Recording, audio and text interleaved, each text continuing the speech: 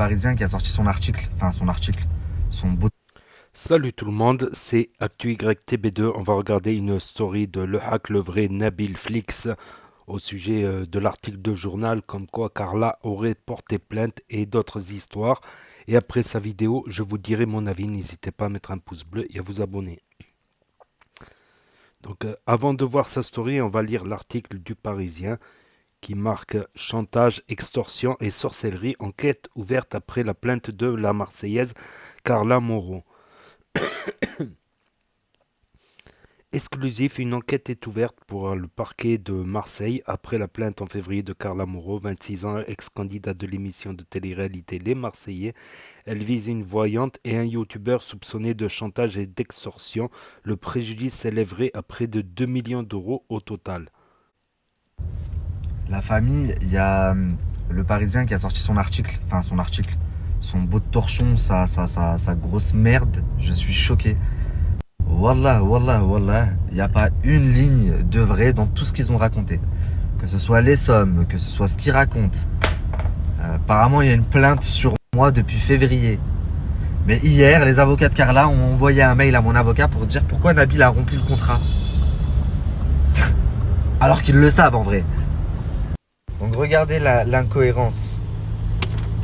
Je reviens vers vous dans le cadre de ce dossier dans lequel vous intervenez pour Monsieur El Moudni. Ma cliente m'informe qu'en violation du contrat de cession de droit, pas en violation de l'extorsion, en violation de contrat de cession de droit. Donc ça c'est les avocats de Carla. Hier, ça date de hier, de droit et de non-divulgation conclu le 20 avril 2021, Monsieur El Moudni diffuse sur ses réseaux sociaux des vidéos objet du dit contrat. Depuis quelques jours, selon l'article 2.1, s'était engagé à consigner l'intégralité des données et informations objets. Bref, donc vous, hier, vous envoyez ça à mon avocate pour dire Nabil, il a cassé le contrat, machin, mais en parallèle, vous dites aux Parisiens que vous avez porté plainte pour extorsion, machin, depuis février. Mais ce mail, il date de hier. Enfin, vous êtes vraiment grave, vous avez...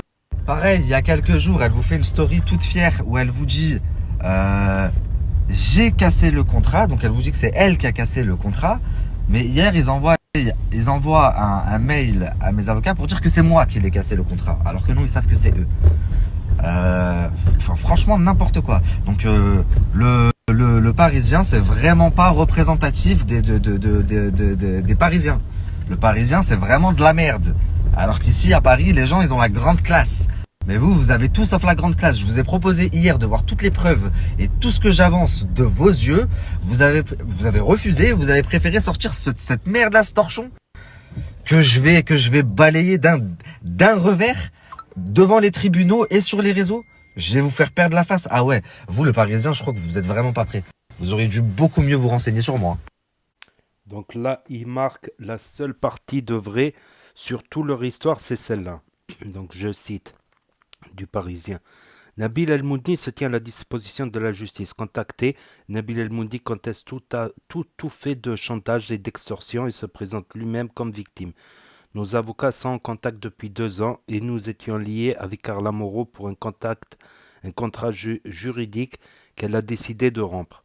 Ce sont eux qui m'ont fait cette proposition après avoir menacé de mort ma famille et moi à de multiples reprises, se défend le youtubeur qui affirme désormais vouloir porter plainte pour diffamation et dénonciation calomnieuse. Sur la question de la légalité du contrat, Nabil El Moudni préfère nous renvoyer sur l'avocate ayant gardé sous séquestre les vidéos. Ce n'est pas mon métier, je suis directeur d'agence digitale, ma fonction c'est de sortir des scoops, précise-t-il. Sollicité, l'avocate qui n'exerce plus le métier de conseil depuis mars dernier affirme ne pas être intéressée par nos questions. Depuis peu, le blogueur est défendu par un autre conseil. Bon, heureusement, la famille, qu'il y a d'autres presses qui ont fait des articles et beaucoup plus impartial. Parce que, bon, après, le journaliste qui m'a appelé du Parisien, il était complètement bourré quand il m'a appelé. Enfin, il avait une voix éclatée. Donc, je pense que ça a dû jouer aussi dans son article. Ça doit être un alcoolo, le type. Mais quand je vois l'officiel, etc., enfin, tous ceux qui ont parlé, leur article est beaucoup plus impartial. Après, il y a aussi des erreurs. J'ai vu, par exemple, que l'officiel a mis que Carla, elle devait me payer pendant 25 ans. C'est complètement faux. Vous êtes fous, quoi. Ça n'existe pas, ça. C'est moi, elle me tenait pendant 25 ans, plutôt. C'était ça, le contrat. Mais elle payait pas pendant 25 ans. Vous êtes fous, elle devait payer pendant 2 ans. Donc là, il marque avec sa tête d'alcoolique, il fait une faute par mot et ça se dit journaliste au Parisien. Aucune impartialité, il a recraché mot pour mot ce que les avocats de Carla lui ont dit. Il aurait pu tout voir de ses yeux, mais il n'a pas voulu.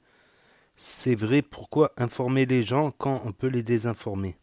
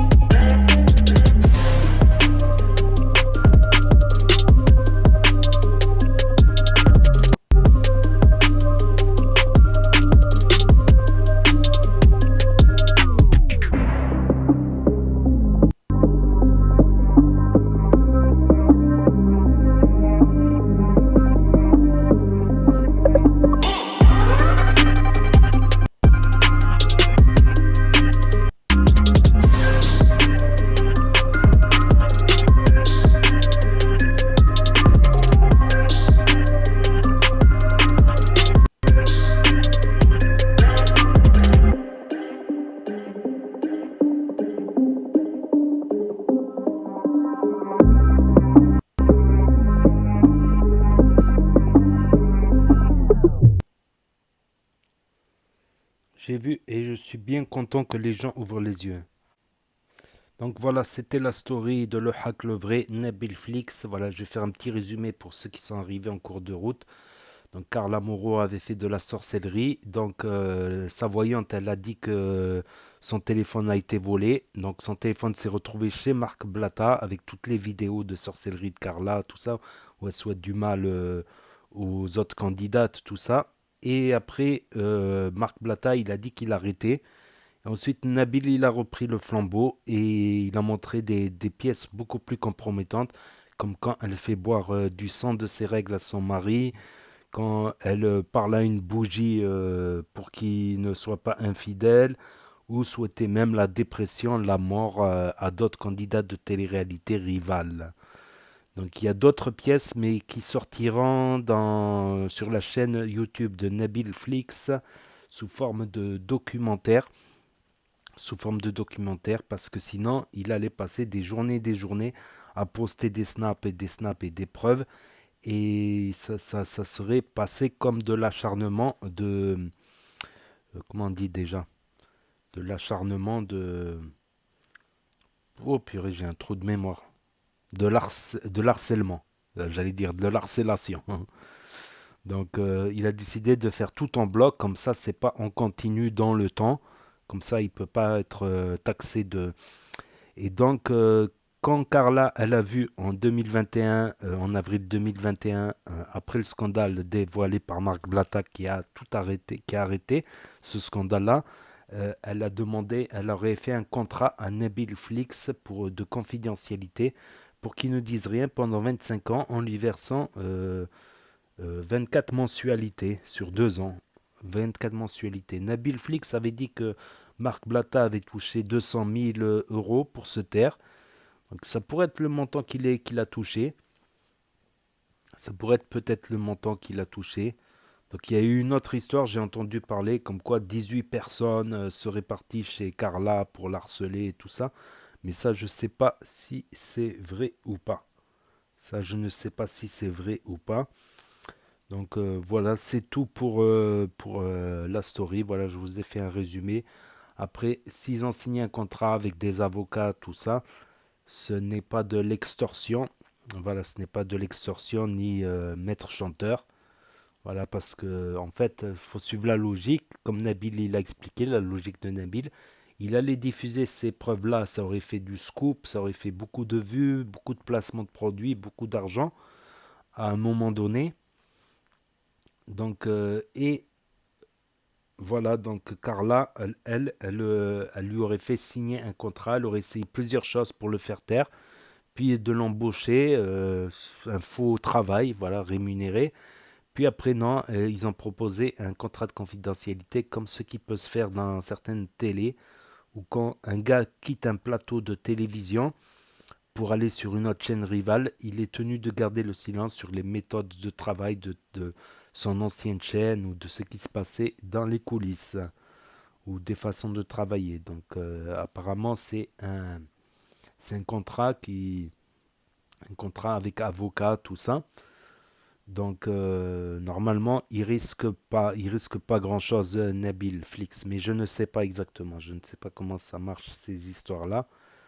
Je ne sais pas. Donc, si on entend des rebondissements, je vous en parlerai sur la chaîne, bien sûr. Donc, n'hésitez pas à vous abonner.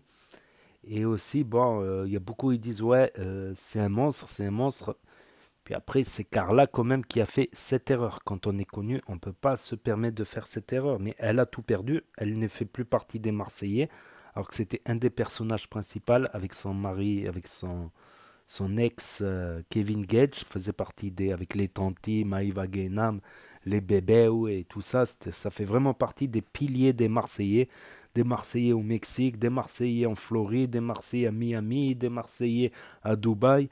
Et bientôt, il va y avoir les Marseillais en Antarctique, les Marseillais au Groenland, et encore pire, les Marseillais en Afghanistan, les Marseillais en Corée du Nord. Bon, ça, c'est ma blague préférée, je sais. Donc après, c'est elle qui a fait la connerie. C'est elle qui a fait la connerie. Quand tu es connu comme ça, tu fais pas ça, tu n'envoies pas des vidéos de sorcellerie qui peuvent se retourner contre toi. Même des messages privés à tes amis, le jour où tu te disputes avec eux, ils vont les vendre à des blogueurs. Pour une somme ridicule, ils vont les vendre à des blogueurs. Donc c'est totalement faisable. Donc quand on connaît ce milieu, ben, on sait que c'est des choses qui peuvent arriver, qu'il faut faire attention à ce qu'on fait, tout ça. Des vidéos qui traînent sur son portable, on sait jamais que quelqu'un le vole alors que le téléphone il est ouvert et qu'il réussit à garder le téléphone ouvert et à regarder toutes les pièces à l'intérieur. Ou qu'il le ramène chez un pirate qui arrive malgré des trucs qui arrivent à le pirater, qui arrivent à pirater un téléphone, un PC, un truc comme ça. C'est des trucs qui peuvent te retomber dessus. Donc ça, c'est sûr et certain, il faut en avoir conscience quand on devient une personne publique. Mais elle n'en avait pas très conscience. C'est pas très intelligent de sa part. Après, il y en a d'autres pour la défendre, ils disent c'est rien, elle a parlé à une bougie. Du son des règles, quand même, c'est un peu grave. Pourquoi pas de l'urine aussi, tant qu'on y est, de l'urine, tant qu'on y est. Ou des excréments aussi, c'est pas grave les excréments ou l'urine. Les règles, voilà. Puis ça commence toujours comme ça et ça finit par sacrifier des chèvres et puis après ça finit même par sacrifier des êtres humains. Ça peut en finir. Il y a des cas de sorcellerie où il y a eu des sacrifices d'enfants. Zohri, c'est des enfants qui ont une certaine particularité qui sont considérés par les sorciers comme chanceux à trouver des trésors et des trucs comme ça.